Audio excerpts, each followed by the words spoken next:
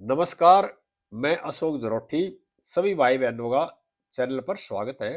दोस्तों, supreme court के एक आदेश ने ममता और प्रशांत किशोर की चूल्हे लाकर रख दी है। आईपैक खिलाड़ी को बचाने के चक्कर में ममता खुद फंस गई है। सभी भाइयों से प्रार्थना है, आज का वीडियो बहुत ही अच्छा और ज्ञानवर्धक है, इसको आखिर तक सुने और ज्यादा से ज्यादा भाइयों को शेयर करें। जिस भाई ने चैनल सब्सक्राइब नहीं करा, क्या कृपया भाई मेरे चैनल को सब्सक्राइब भी कर लेना। ममता के जो पापों का जो घड़ा है ना, वो भर गया है। ममता ने जिन जिन मुद्दों पर उत्पात मचाया, उन्हीं मुद्दों ने एक तरह से ममता को तबाह कर दिया है। आईपैक के डायरेक्टर को बचाने के लिए सभी देशवासियों को पता है, ममता डीजीपी वेस्ट बंगाल को लेकर के, कलकत्ता के पुलिस कमिश्नर को लेकर के आईपैक के डायरेक्टर की ऑफिस पहुंची, जहां ईडी ने छापा मार रखा था। ईडी अपना काम कर रही थी। वहां से ईडी के अधिकारियों के साथ बदतमीजी करी, फाइल छीन के ले आई और वो मामला अगले दिन ईडी हाई कोर्ट ले गई, कलकत्ता हाई कोर्ट में। वहां पर टोलेबाज कलकत्ता हाई कोर्ट ही पहुंच गए और कलकत्ता हाई कोर्ट में जो महिला जज थी, उसने ये कह गए कि भीड़ ज्यादा, सुनवाई नहीं की और सुनवाई को टाल दिया। वो मुद्दा सुप्रीम कोर्ट पहुंच गया और सुप्रीम कोर्ट में जिस तरह का उत्पात मचाया, सभी देशवासियों को पता है इस बात का। और ये सारा खेल किस लिए था? आईपैक के डायरेक्टर को बचाने के लिए। मैं यहां सभी भाइयों को एक बात और बताना चाह रहा हूं। आईपैक के डायरेक्टर को बचाने के लिए ममता डीजीपी को लेकर साथ और कलकत्ता कमिश्नर को लेकर साथ गई थी और ईडी से जो फाइलें छीनी थी, उस मुद्दे में भी किरकिरी हुई है ममता की। और सुप्रीम कोर्ट में जाकर के ममता ने यह सवाल किया कि हमारी पार्टी का कार्यालय था, पार्टी कार्यालय में ईडी ने रेड कर दी, ये मुद्दा बना गया था। लेकिन सुप्रीम कोर्ट ने जब सवाल पूछा कि पुलिस कमिश्नर को और डीजीपी को लेकर साथ क्यों गई, अगर पार्टी का मुद्दा था, पार्टी का दफ्तर था, तो उसका कोई जवाब नहीं दिया गया और उसमें किरकिरी हुई तसल्ली से ममता की और ममता के टोलेबाजू एक तरह से। उसके बाद वेस्ट बंगाल के अंदर एसआईआर शुरू हुई। देश के तमाम राज्यों में एसआईआर का काम बड़ा शांतिपूर्वक हुआ, लेकिन एक वेस्ट बंगाल प्रदेश ऐसा था जहां पर एसआईआर को बाधित किया गया। चुनाव आयोग के ऊपर आरोप लगाए गए। जो एसआईआर की टीम काम कर रही थी, उनको काम करने से रोका गया एक तरह से, और इस बात को लेकर कभी उत्पात मचाएगा।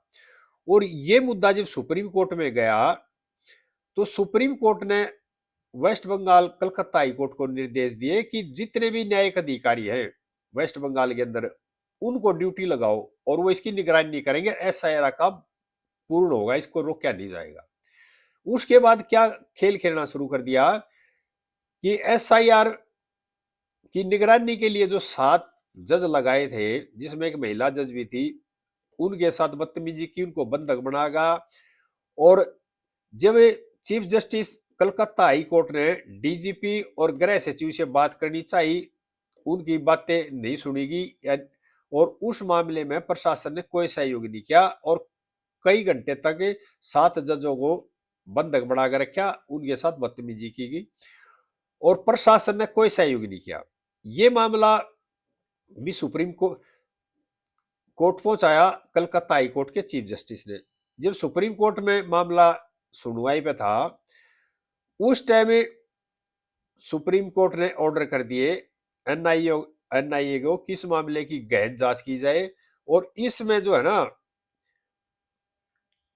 ऐसा मिसाल कायम होनी चाहिए इस जांच में, और हम इसमें आखिरी निर्णय तक पहुंचेंगे भी इसमें किन किन पार्टियों की भागीदारी है। कोई राजनीतिक पार्टी अगर इसमें शामिल है तो उनके बारे में बिल्कुल निर्णायक भूमिका स्पष्ट करनी चाहिए, इस तरह आदेश दिए।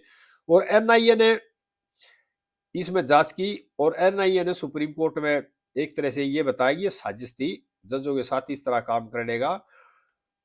और उसके बाद ईडी ने गिरफ्तार कर लिया आईपैक के डायरेक्टर को, जिसको बचाने के लिए ममता ने ईडी के साथ बदतमीजी की थी, जो फाइलें छीनी थी, वो मामला सुप्रीम कोर्ट गया, कई दिन अखबारों की सुर्खियां बना, मीडिया हाउसों ने भी चलाया। उस डायरेक्टर को ईडी ने गिरफ्तार कर लिया, विनेश चंदेल को, और माननीय अदालत ने ईडी कस्टडी में 10 दिन के लिए भेज दिया है विनेश चंदेल, जो आईपैक के डायरेक्टर हैं। और ईडी के पास 10 दिन रहेगा, और इसमें जो भी बड़े बड़े राज खुलेंगे ना, वो ममता के जो आखिरी कील होगी यात्रा में, एक तरह से। क्यों?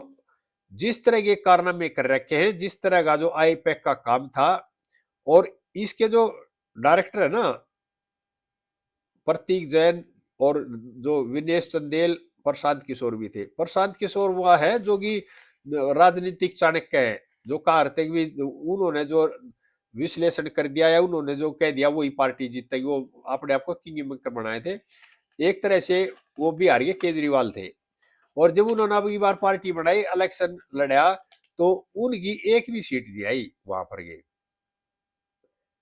पहले दावा करते थे मैं इलेक्शन जितवाता हूँ, सरकारें बनवाता हूँ, और लोग उनको हायर करते थे बड़ी बड़ी पार्टियां। अभी प्रशांत किशोर की रणनीति के हिसाब से चुनाव लड़ेंगे, लेकिन प्रशांत किशोर ने पार्टी बनाई, उनकी सारी रणनीतिक फेल होगी। जो जिस तरह से मौसमी वैज्ञानिक बन रहे थे ना आगे, प्रशांत किशोर की रणनीति से के तहत इलेक्शन लड़ो और जीत जाएंगे, सरकार बनेगी। प्रशांत किशोर बिहार के अंदर एक सीट भी नहीं जीत पाए, और वो भी इस आई पैक में है ना, जब डायरेक्टरी पकड़ा गया है तो वो भी ले हुए हैं। उनको पता है अगर जो राज अगर इसने खोल दिए, जिसको अरेस्ट किया है विनेश चंदेल को सीबीआई ने, तो हो सकता है ईडी का जो फंदा है उनकी गिरफ्तार तक भी आ जाएगा। और सीजीआई ने ये क्लियर आदेश दिए थे एनआईए को कि भाई इसमें जो जजों को जो बंधक बनागा ना, जो एसआर की निगरानी कर रहे थे, इस मामले में किसी भी तरह की गालमोल या किस तरह की वो स्वीकार नहीं है। इस मामले में फिर जांच करके ये होना चाहिए, राजनीतिक जो दल है ना, चाहे वो कांग्रेस है, चाहे वो बीजेपी है, चाहे टीएमसी है, वामपंथी है, कोई भी दल है, जिस जिसकी जो भूमिका हो स्पष्ट होनी चाहिए। इसमें हम आखिरी निर्णय तक पहुंचेंगे, इस लड़ाई को निर्णायक तक बढ़ाएंगे, ये कड़े आदेश दिए थे सीजीआई सूर्यकांत जी ने। और उसके बाद ईडी ने भी अपना काम करना शुरू कर दिया, और एनआईए तक कर ही रही है। और एनआईए की रिपोर्ट ये बता रही है कि इन जजों को एक तरह से जलाने की सियासत थी भीड़ के द्वारा, एक तरह से ये बात आई है। और आगे इसकी अभी सुनवाई होगी, और उसमें ये पता निकलेगा भी इसमें कौन कौन लोग शामिल थे। और कई जो लोग गिरफ्तार किए हैं एनआईए ने जजों के बंधक बनाने वाले मामले में, उनमें एक दो कांग्रेस के नेता बताए गए हैं, और एक दो टीएमसी का भूमिका सामने है जो जो अरेस्ट किए हैं। और ईडी इसमें और एनआईए जांच कर रही है इन मुद्दों पे। यानी कि ममता ने जिन जिन मुद्दों पर उत्पात मचाया, उन मुद्दों ने ही ममता की एक तरह से तबाही कर दी है। और जो जो खेल वो खेल रही थी, वो सारे खेल उल्टे पड़ गए ममता के ऊपर ही। हालात ये हो रहे हैं अब बंगाल के, कि बंगाल की जो पुलिस है ना, जो ममता के इशारे में काम करती थी, अब वो चुनाव आयोग के इशारे में काम कर रही है।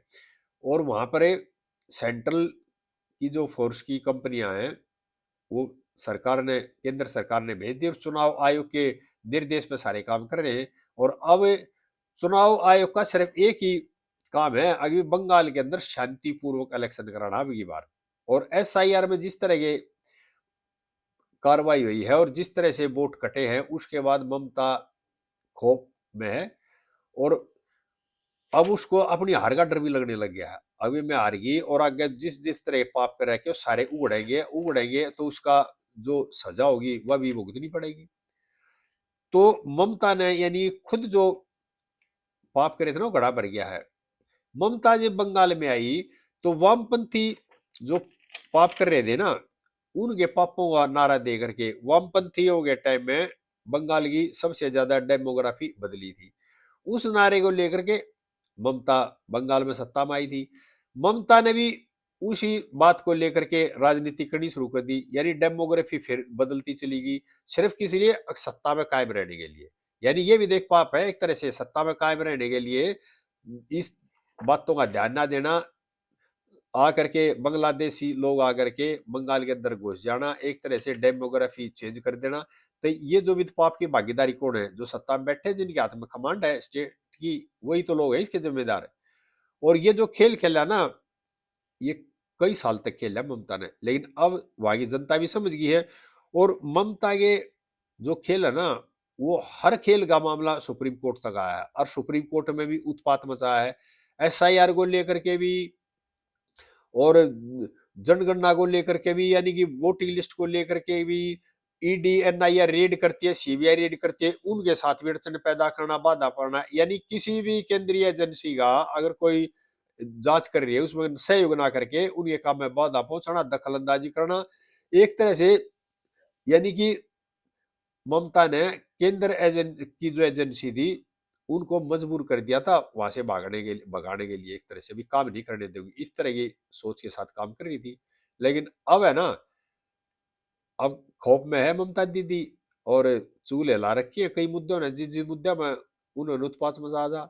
सभी भाइयों से प्रार्थना है इस वीडियो को और भाइयों को भी शेयर करें, आगे इस तरह की बातें फिर बताते रहेंगे। जय हिंद देशवासियों।